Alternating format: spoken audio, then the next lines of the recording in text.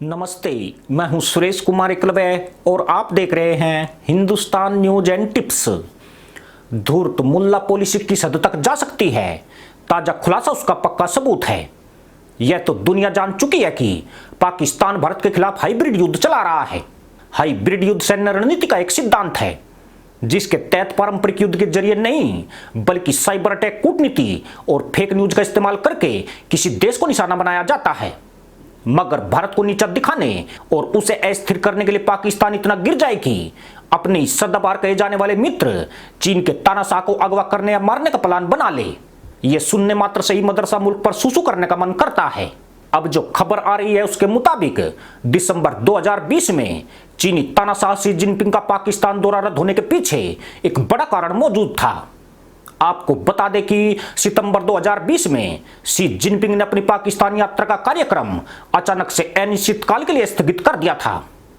तब चीन ने इसके पीछे कोरोना महामारी को एक वजह बताया था।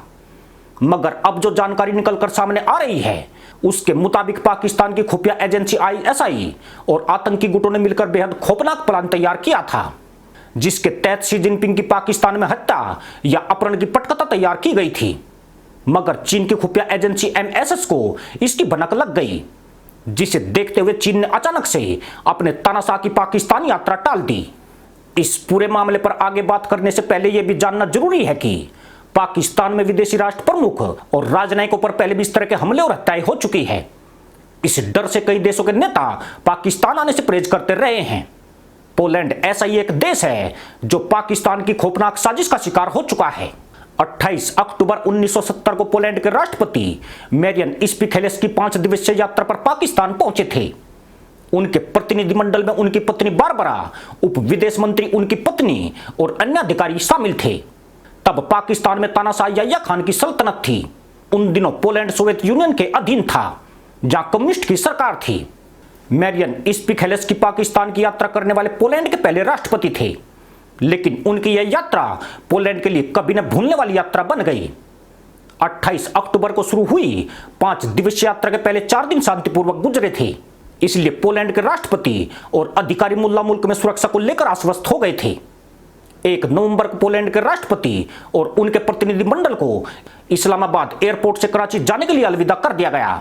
परंतु कराची एयरपोर्ट पर जिस वक्त पोलैंड के राष्ट्रपति अपने प्रतिनिधिमंडल के साथ एक दूसरे से परिचय कर रहे थे, तभी पाकिस्तान इंटरनेशनल एयरलाइंस की कैटरिंग वैन मौजूद लोगों की ओर तेजी से बढ़ गई और कुछ ही सेकंड में यह गाड़ी मेहमानों और मेजबानों के ऊपर से दौड़ गई।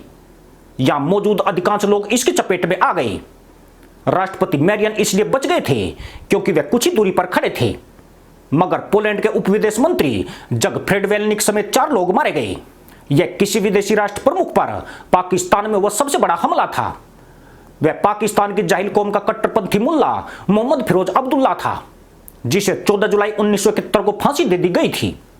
पर कहने वाले यही कहते हैं कि कम्युनिस्ट से चिढ़ने वाले पाकिस्तान के जाहिल मुल्लाओं और आईएसआई की मिली भगत से यह हमला किया गया था। हैरानी की बात यह है कि पाकिस्तान ने बड़ी सफाई से यह आरोप फिरोज पर डालकर उसे सूली पर टांग दिया, जबकि असली साजिशकर्ता कभी पकड़ में नहीं आ सके और न पाकिस्तान ने कोई ऐसी कोशिश की। शी जिनपिंग 6 साल पहले 2015 में पाकिस्तान आए थे। यह चीन के तानाशाह का पहला राजकीय दौरा था। इस दौरान उन्होंने सीपैक के बहुचर्चित समझौते पर हस्ताक्षर किए थे। तब से लेकर पाकिस्तान उन्हें 1 दर्जन बार निमंत्रण भेज चुका है, मगर जिनपिंग हर बार उसे ठुकराते रहे हैं। 2020 के आखिर में जिनपिंग का पाकिस्तान दौरा लगभग तय हो चुका था। इमरान सरकार भी इस दौरे को लेकर उत्साहित नजर आ रही थी। यहां तक कि उसने शी जिनपिंग के स्वागत के लिए व्यापक स्तर पर तैयारियां भी शुरू कर दी थी। मगर सितंबर महीने के दौरान चीन की तरफ से अचानक शी जिनपिंग का दौरा रद्द कर दिया गया। यह पाकिस्तान के लिए किसी बड़े झटके से कम नहीं था। अंतर्राष्ट्रीय बेइज्जती से बचने के लिए इमरान खान ने कोविड-19 को वजह बताकर मामला शांत करने की कोशिश की।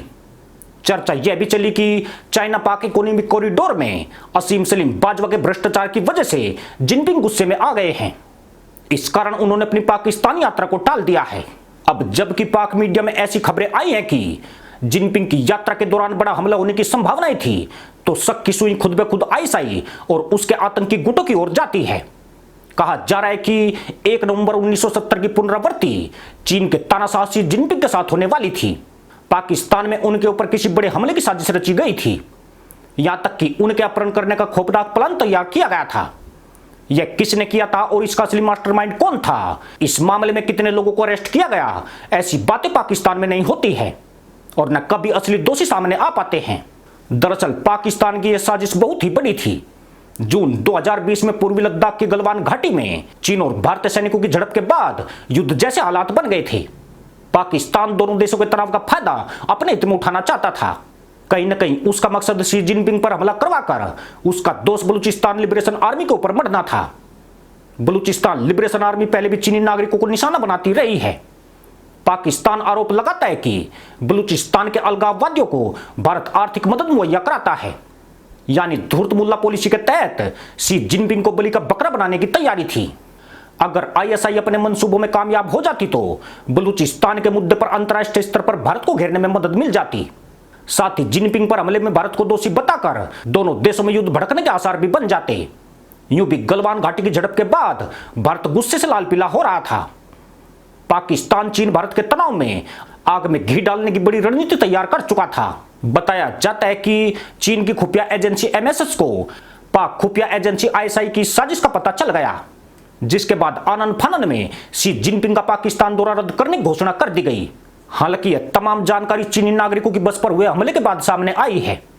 पाकिस्तान की खुफिया एजेंसी आईएसआई की सह पर हुए इस बस हमले में 9 चीनी श्रमिक मारे गए हैं। पाकिस्तान ने इसे बलूच लिबरेशन आर्मी का करते दिखाने की कोशिश की है, मगर चीन पाकिस्तान की धूर्त मुल्ला पॉलिसी को समझ चुका है। उसे आभास हो गया कि पाकिस्तान उसके साथ डबल गेम खेल रहा है। यही वजह है कि चीन को पाकिस्तान की जांच एजेंसियों पर कोई भरोसा नहीं है। उसने पाकिस्तान की संप्रभुता की धज्जियां उड़ाते हुए क्रिमिनल इन्वेस्टिगेशन के एक्सपर्ट का एक दल पाकिस्तान भेजा है। यह यकीनन पाकिस्तान की अंतर्राष्ट्रीय बेइज्जती है, क्योंकि इस बात की इजाजत कोई भी देश नहीं देता है कि कोई विदेशी एजेंसी उसके देश में हुई घटना की आकर जांच करे। मगर चीन ने बता दिया है कि वह पाकिस्तान का असली बॉस है। कहा तो यह भी जा रहा है कि इस जांच के बहाने चीन का मकसद उन साजिशकर्ताओं तक पहुंचना है जिन्होंने शी जिनपिंग की हत्या करने या उनका अपहरण करने का षड्यंत्र रचा था। चीन के आग धमकने से पाकिस्तान के हाथ पांव भी फूल गए हैं।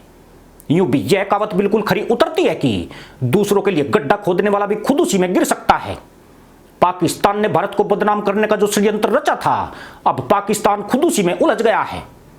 यकीनन धूर्त मुल्ला पॉलिसी में इससे बचाने का कोई चैप्टर मौजूद नहीं है। इसी के साथ अनुमति दोस्तों, जय जवान जय किसान जय हिंद, वंदे मातरम।